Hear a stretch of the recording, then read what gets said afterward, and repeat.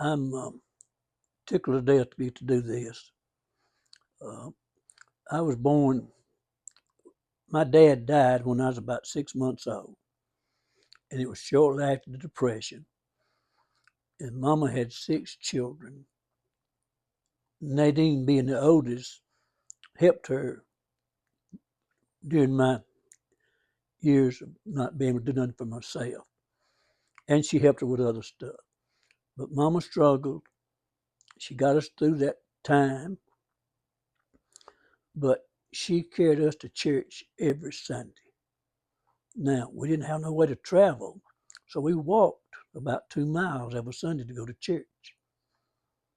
And then she was able to get a wagon and mules, and so we started riding to church. But if it was cold, we just wrapped up in quilts, but she got us in church every Sunday. So I knew about Jesus. And then I joined the Army when I was about 17 and stayed there the rest of my career.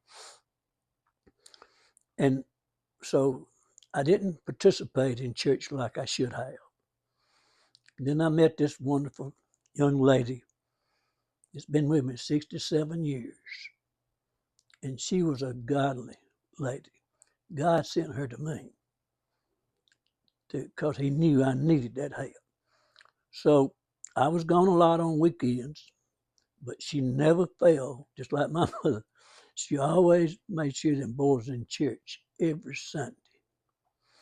Now, if you go back in 1 Corinthians, I think it's chapter 7, it talks about if a believer is married to a non-believer, that they should stay with them. And that's what she done. And she had a large influence on my becoming a Christian. So how I met Jesus, well, they was having a revival here at Murphy Creek. It started on Sunday. And I knew the Lord was dealing with me to to ask Christ in my heart and profess my faith. But I was running for political office. And I felt like if I went down there then, the people would think that all I was trying to get votes. So I prayed and asked the Lord to spare me until Tuesday, and I would profess my decision.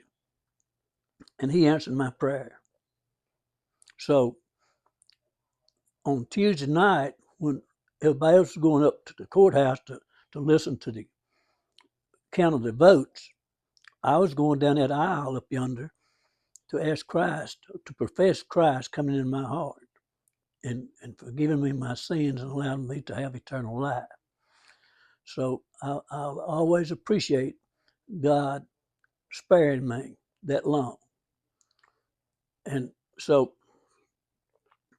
what has happened after I become a Christian? The first thing, I changed and started trying to do a better job of setting an example of being a leader of the house and being a better father to my boys and a better husband to my wife. And so what I learned in studying the Word, that you can't outgive God. I don't care how much. So God will always bless you more than you bless him.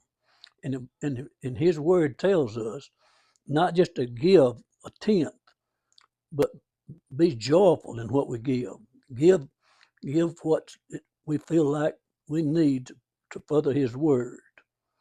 Now, I would like to say something to the young men in the church. I encourage you to set that example that I did not do. I encourage you to be faithful to your wife and tell her every day you love her. It don't hurt if it tells you 2 or 3 times a day. You're not going to tell her too many times. And remember one thing, You're not guaranteed that you can tell her tomorrow. So tell her today so that she'll understand that you really love her and her and what she's doing for you in your life.